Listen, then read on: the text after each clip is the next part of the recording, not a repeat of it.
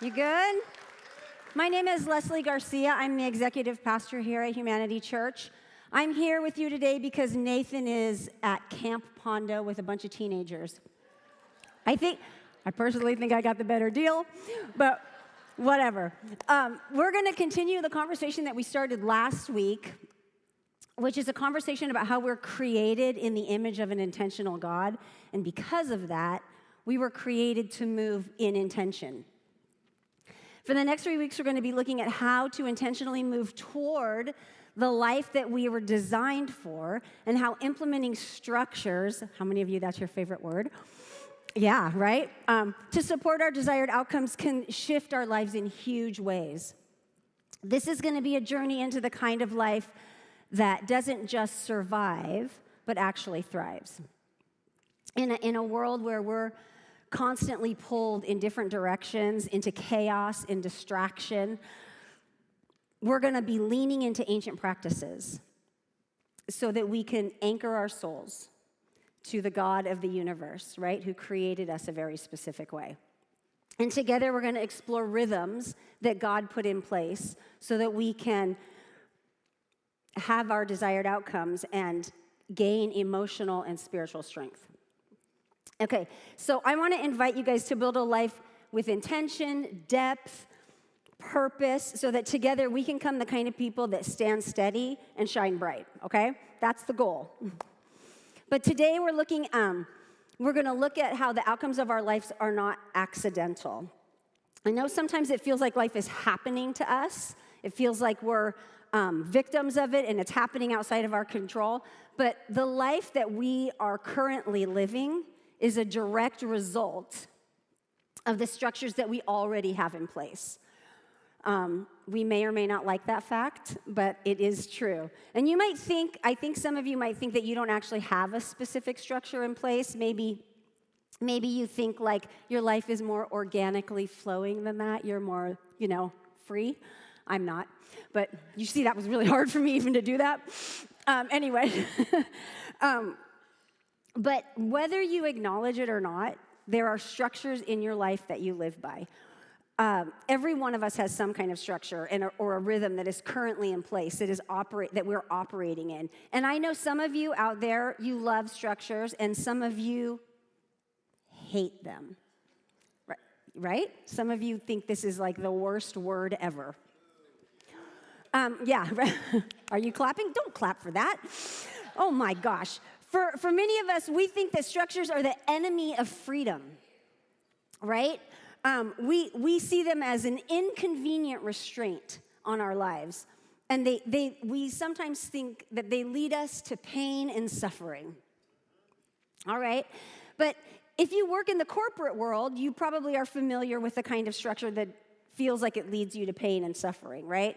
Because the corporate structure is often it's focused on productivity, it's focused on getting the job done, it's focused on making money, and it's very often not focused on the human being within the structure. And so if you live in a kind of structure like that, you might tend to rebel against structures because you see them as confining. And I understand rebelling against a structure like that, but I know some of you rebel against all structure because you fear they're going to limit you. And so we've noticed we have you've probably heard of it, our discipleship program. Why can't I think of the word? What's it called? It's called Redeeming Humanity. And there's a month in there that is primarily focused on spiritual disciplines and structuring your life and creating a rhythm for your life so that you can kind of get to the spiritual connection with God that you want to get to. And we've noticed that month is very difficult for people. People run up against like a brick wall sometimes in that month. They have a hard time setting up a structure. They have a hard time following the structure. They have a hard time making it through just the work of that month. And I think that is not a coincidence. Because I think at times we even rebel against structures that we know are good for us, that we know are going to get us to the place that we want to go. And I think that Redeeming Humanity Month is actually like a picture of a bigger conversation, right? Because we want peace. We just want it without boundaries. right? We want to live peaceful lives, but we don't want to be confined by the boundaries that would create it. We want depth without discipline, right?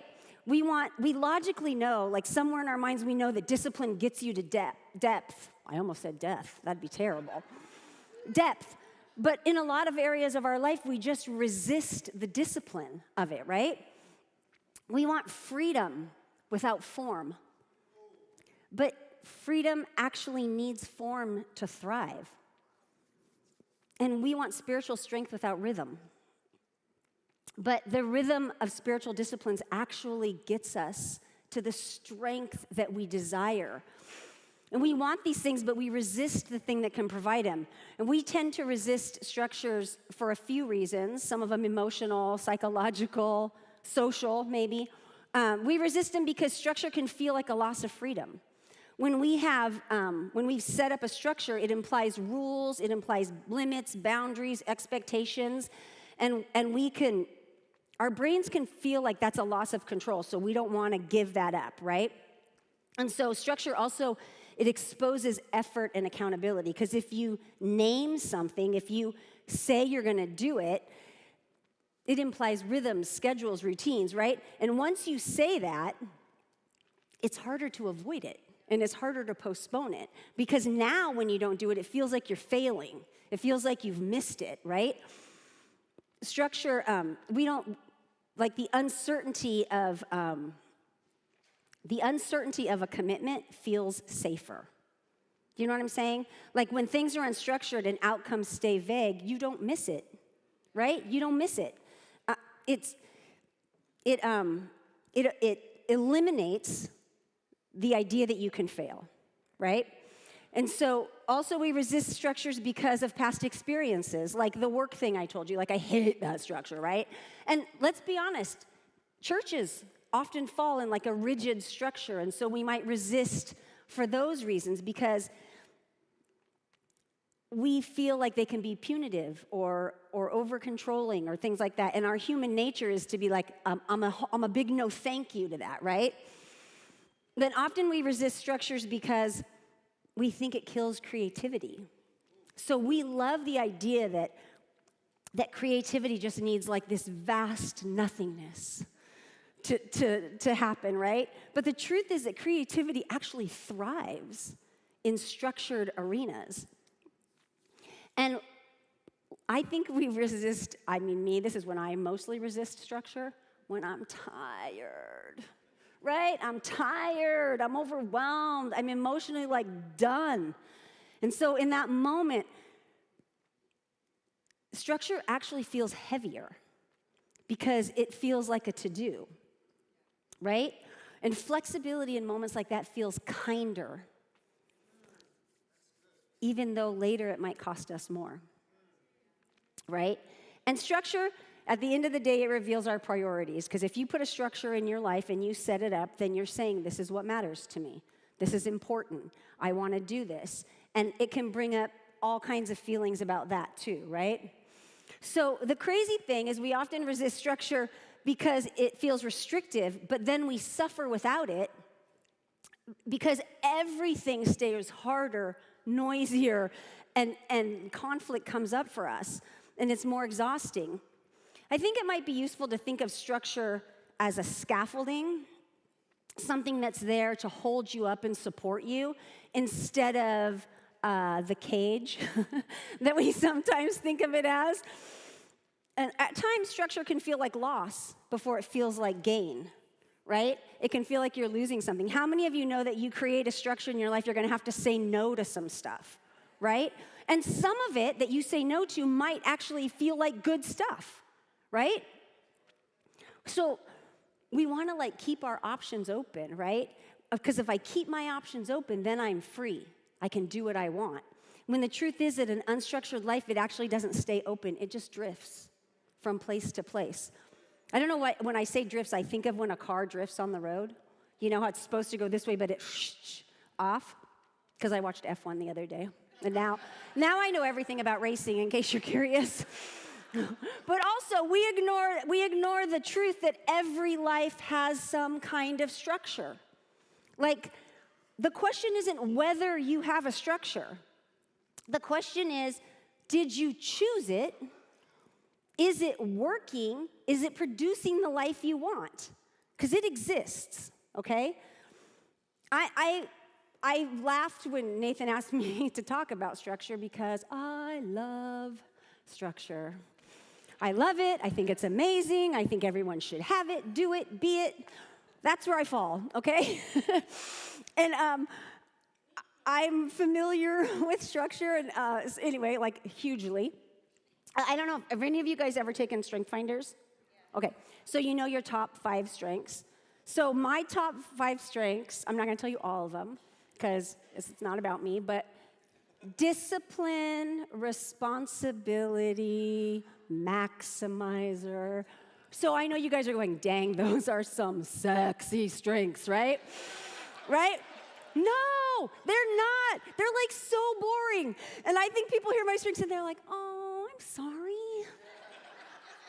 Like my kid has woo. That means people like him. Dude, you know that's number 34 on my list. Right? They're like, does Leslie have woo? They're like, not so much. But look, some of you guys have some amazing strengths.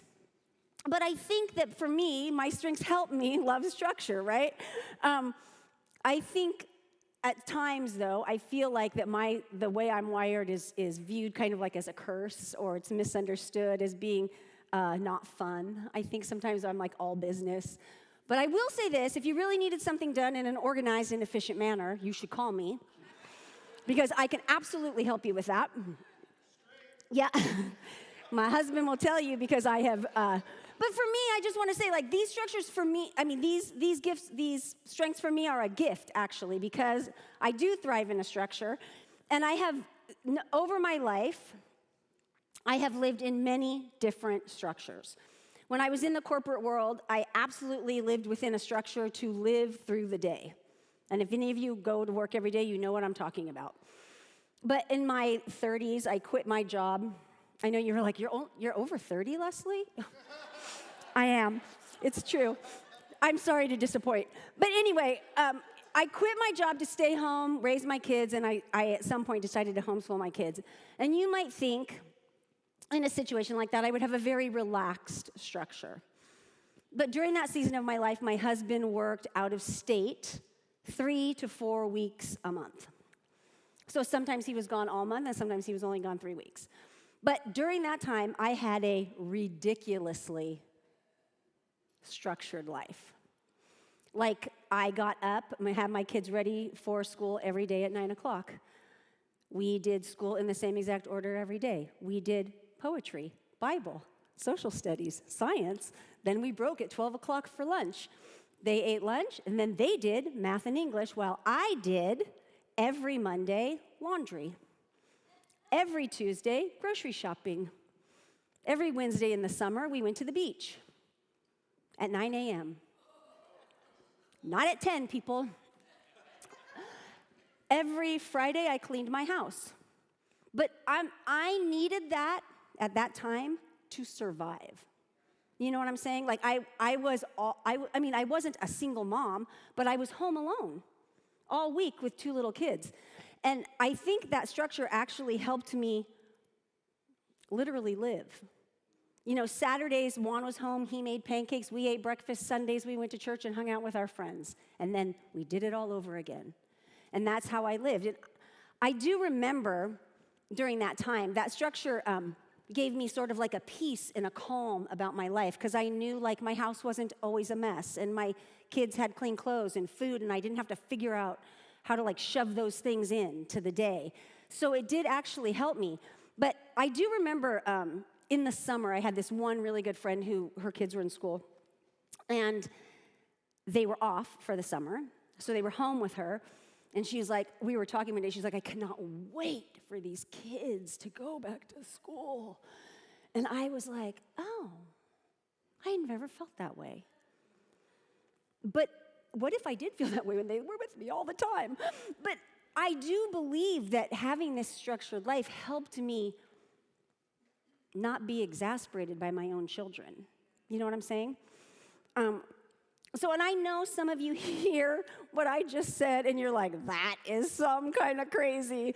That girl is like uptight. But, and I know some of you think, oh, yeah, that could work. And some of you might be having a physical reaction like, oh, right? That's awful.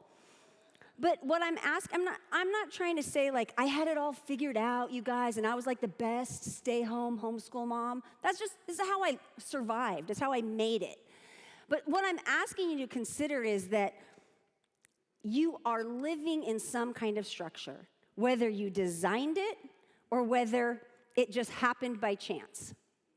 Okay, I'm asking you to take a moment and really look at it and determine if that structure you're currently living, is it bringing you life or is it bringing you death? Okay? Is the structure that you're living in one that you chose or did it choose you somehow? Did you end up there by default? Did you end up there by not making choices at all? By living in reaction to what's happening around you all the time? Did you just wake up and find yourself there? Is the structure that currently governs your life, is it bringing you wholeness or is it an agent of chaos for you? Because chaos never set anyone free. So is it time to reevaluate some of the structures in your life? I've actually found it necessary to reevaluate the structures in my life many, many times. To take a hard look at them and ask myself if they're getting me where I want to go. Because clearly the structure of staying home with my kids doesn't work today, right? I've had to reevaluate my daily structures. Absolutely, I've had to redefine my financial structures. That's a whole different story, but we were going off a cliff like full speed ahead, so we had to reevaluate those. I've had to reevaluate my health structures. How many of you know you've had to like look at the health structures of your life and be like, these pants don't zip?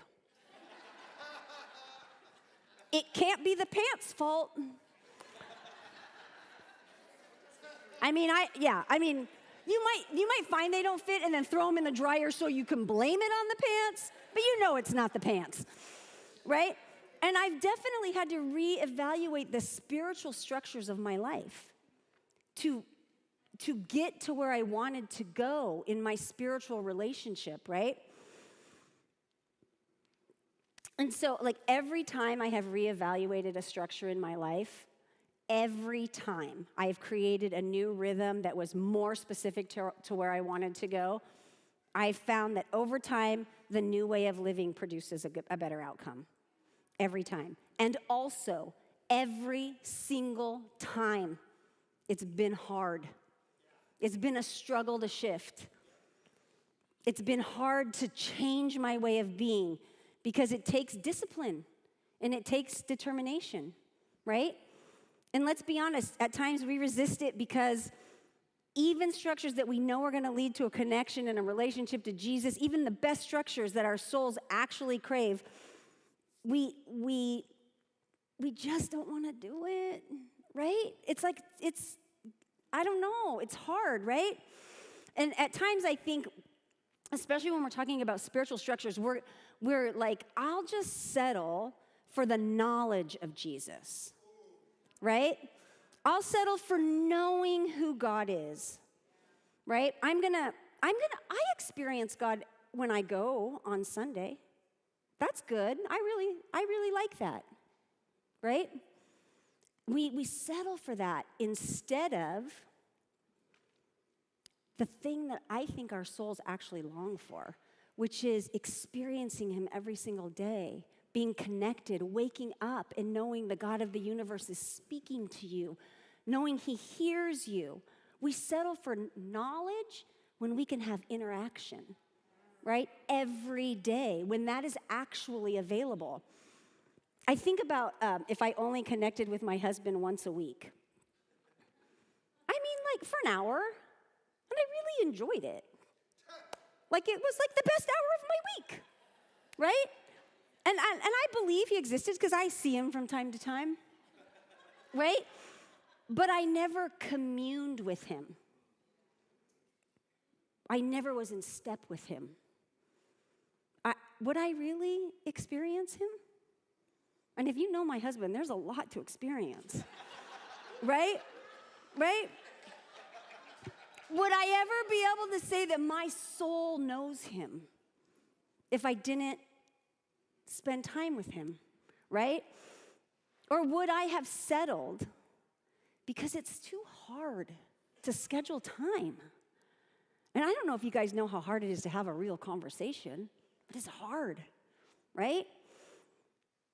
And it's like setting up time to hang out. Ugh, that's hard, right? And it's super inconvenient to not do all the things I know I have to do so I could spend time with him. That's super inconvenient. When are the dishes going to get done, right? But we do that with God. Actually, we do it often. It feels like too much work, too much time. We feel like we're adding more to our schedule that's already super, super busy, right? When in fact, it's the simplest thing. It's just not this huge lift that we make it out to be. The way of Jesus isn't actually meant to be a burden. It's not meant to be hard. It's not designed to make your life more complicated. In fact, it's intended to make your life lighter. In Matthew 11:28 through 30, it says this: "Come to me, all who are weary and burdened, and I will give you rest. Take my yoke upon you and learn from me, for I am gentle and humble in heart, and you will find rest for your soul. For my yoke is easy and my burden is light." Jesus' invitation here is to yoke yourself to him. That's the invitation. When the yoke is used properly, it means that it's going to lessen the burden, that 2 oxen together actually can carry 3 to 10 times more their body weight. So as long as they're yoked together, the longer they're yoked together, actually, the better they get at it.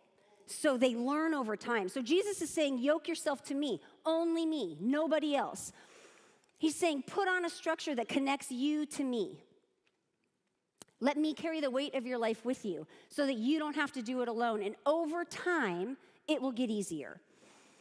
But in order to yoke yourself to anything, you have to be near it. You can't yoke yourself to something over there, right? Some of you are more near to a lot of things than you are to Jesus. Some of you have yoked yourself to estranged relationships, anger, jealousy, greed. I don't know, lots of things, right? And these yoked arrangements are killing you. They're killing you. And if that's your idea of structure, no wonder you hate it. No wonder you want to rebel against it. But I'm asking you if you're willing to take off that yoke and yoke yourself to Jesus. Right? Are you willing to be so near to Jesus that you can both hold the yoke? So it's a very helpful metaphor for us because you can actually, as I said, only be yoked to something that you're next to. So you need to be in step. You need to be walking with. You need to be going where God is going. So the invitation, the first step is to yoke yourself to Jesus, to walk in connection, to walk in alignment, to go where he goes, walk where he walks, think how he thinks. And that structure that Jesus is offering you produces calm, peace, centeredness, right? It's just creating time over and over and over again. Because when you're not creating a relationship with God, you're probably not experiencing the fullness of who he is. And the invitation that he's putting out to us is that he wants to know us, but more importantly, he wants us to know him. And there's a difference, as I said, between knowing of somebody and knowing who they are. Like I told you I watched F1. I know Brad Pitt. I know what he looks like. I think I could pick him out of a crowd. I know he's in movies, but like, do I know how he is? Do I know him as a person? Do I know how he treats his friends? I imagine really well, but I do not know, right? I don't think you can be pretty and awful. But anyway, we all know that's not true, but we settle for superficial knowledge of Jesus because investing our time in God sometimes feels hard. Right? But, okay, I'm just going to, real quick. Recently, Juan and I were in this season where I was feeling super disconnected to him. And when I feel super disconnected to Juan, everything he does irritates me. I don't know why. But basically, I was like, we are so disconnected. And I was like, we need to schedule time to hash this out, because that's what it's like being married to me. And so, literally, get out your calendar. We picked a day. We went to lunch. And I was like, we need to write down everything we're doing that is getting in the way of us being in relationship. And I was like, okay, great. We write the list. I'm like, what can come off the list? We have a gardener now. I've been asking for a gardener for 30 years. We have a gardener. I'm not pulling another weed as long as I live. But look it was weighing on me. I was honestly feeling weighed down by not being connected. And we had to shift the structure, the Garcia structure, so that we could be connected. And Jesus is actually a person who lived a very structured life. He really did. Jesus doesn't offer us chaos with a little grace sprinkled on top and be like, that'll be good. Enjoy it. He's offering us a way of life, a new way of life, okay? He's offering us a structure that invites us to slow down, take a beat, take a minute, and connect. Reflect on what is good and pure and leads towards life and towards reconciliation with God, with yourself, and with the people around you. That's the kind of structure that Jesus is offering. Jesus' structure is fully designed to connect us to him, right? To make us closer to him. And the intention is not to take away our power, but is to sustain our power. That is the reason. And our modern, busy, distracted lives, they slowly form us in a certain way. But when we can slow down, reconnect, and meet Jesus, that also slowly forms us in a certain way, right? Jesus had practices that he did all the time to connect with the Father. He went alone to pray.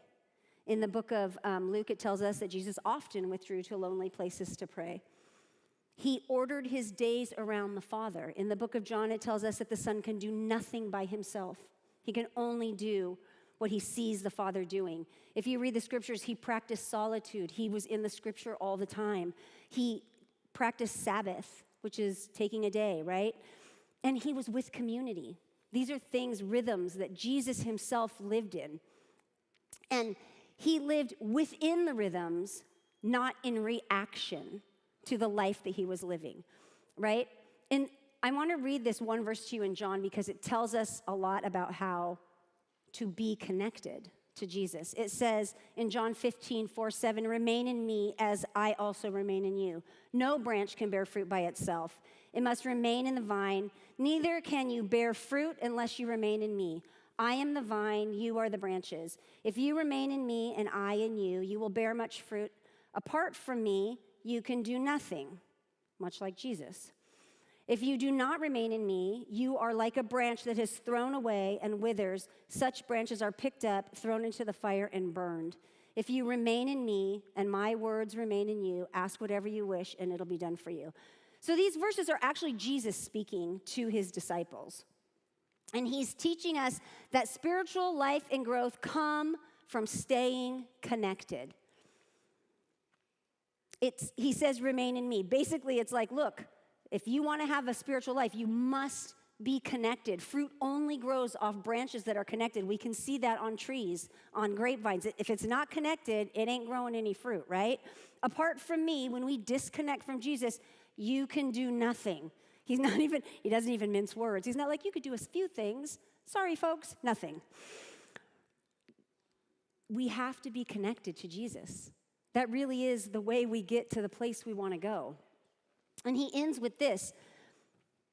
If you remain in me and my words remain in you, ask whatever you wish and it'll be done for you. That is a promise. That verse is a promise.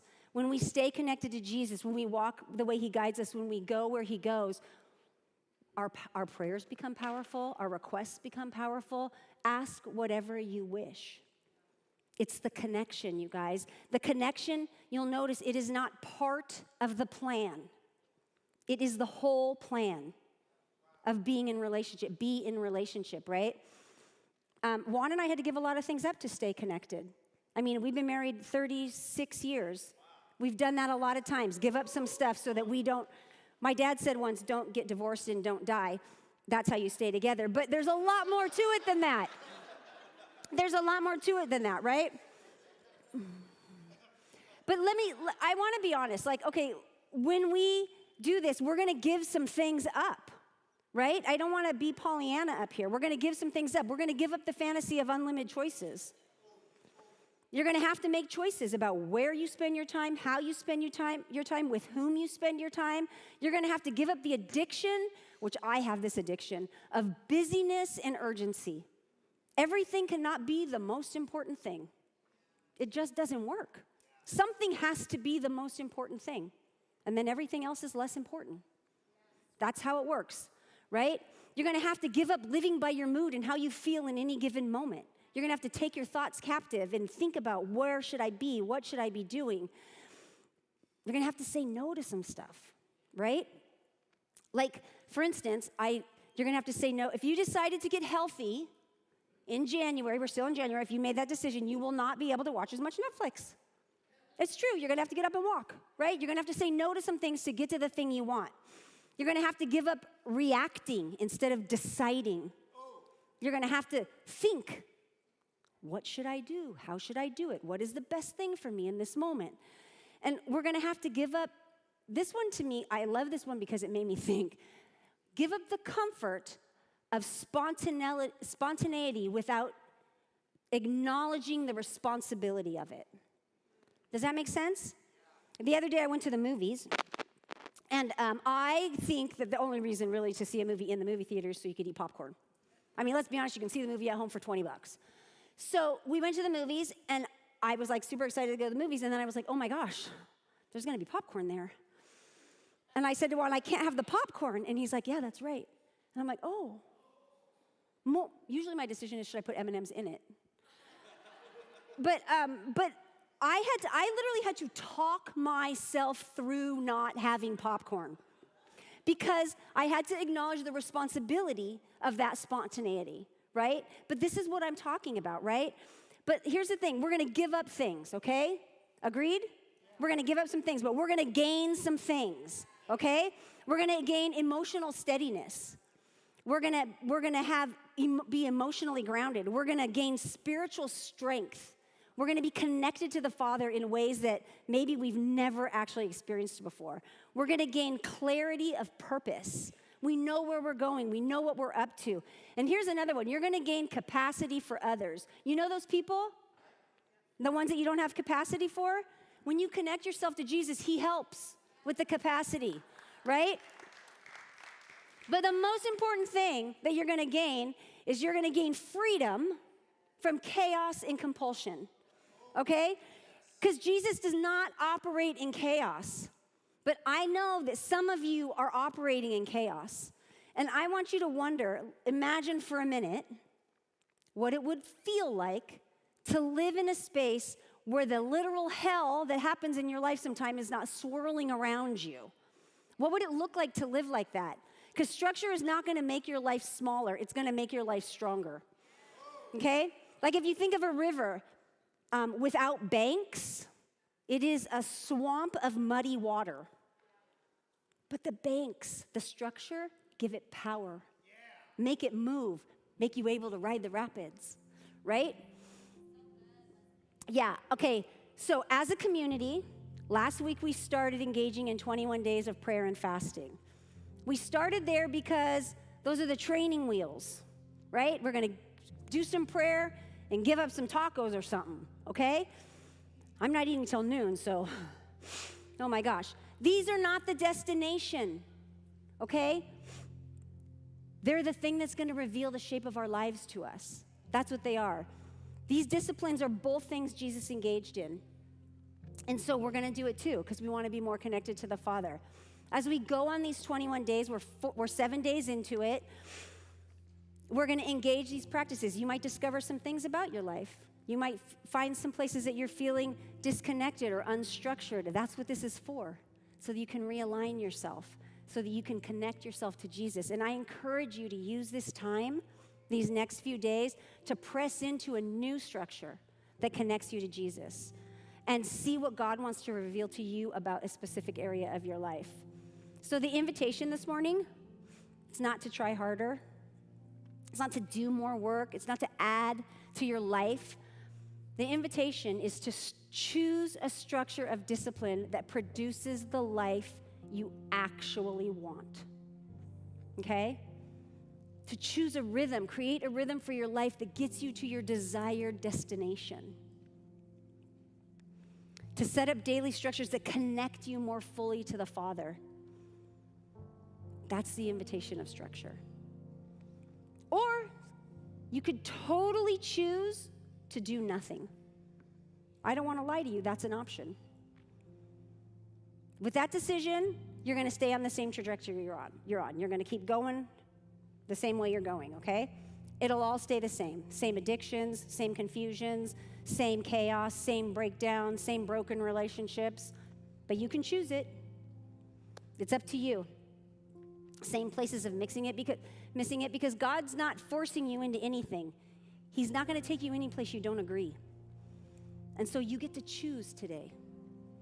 And remember that not choosing is choosing. Okay? So my greatest hope for you this morning is that you would make some shifts to the structure of your life to get you to the place, to the life that you ultimately desire, the place that God has called you to that is life-giving and life-breathing and life-filling, and it pours out of you onto other people.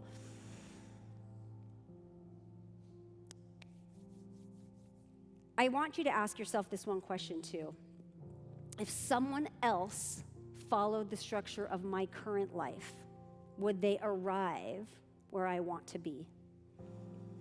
And then ask yourself, would they get to the life I want, the peace, the connection, the knowledge, the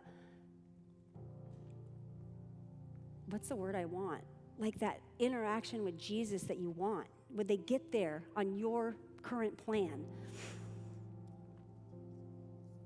And then, regardless of the answer, I want you to ask yourself, what is one thing that I can eliminate from my life right now? Maybe it's an addiction, maybe it's an attitude, a way of thinking, a way of being, and make a commitment this morning to shift that one thing. What's the one thing? And then I want you to ask yourself, we're going to do 3 questions. You're going to shift that one thing, get rid of that one thing. And then what's one thing I need to start? I need to add to my life to get me where I want to go. One thing that a new practice, maybe it's journaling, prayer, Sabbath. I don't know what it is for you, but what's one thing that I really feel God calling me to add to my life so I can get where I want to go? And lastly, I think you all probably are doing something right. So what's the one thing that you're actually doing that's working? Keep doing it. Don't throw that out with the trash, right?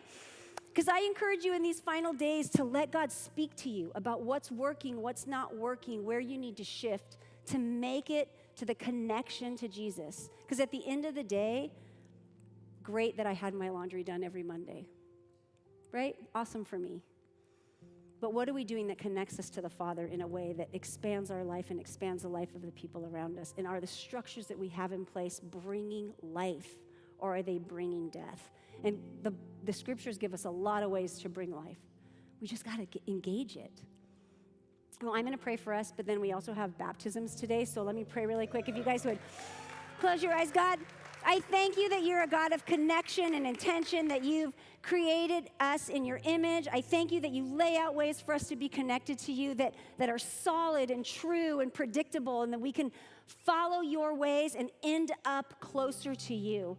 Thank you for being the kind of God that even when we're surrounded by chaos, you speak to us, you hear us, you answer us, you come for us, and you are willing to shift with us and move with us in the directions that we need to go. I thank you that you sustain us, that you provide things for us so that we can end up at the destination that is us with you.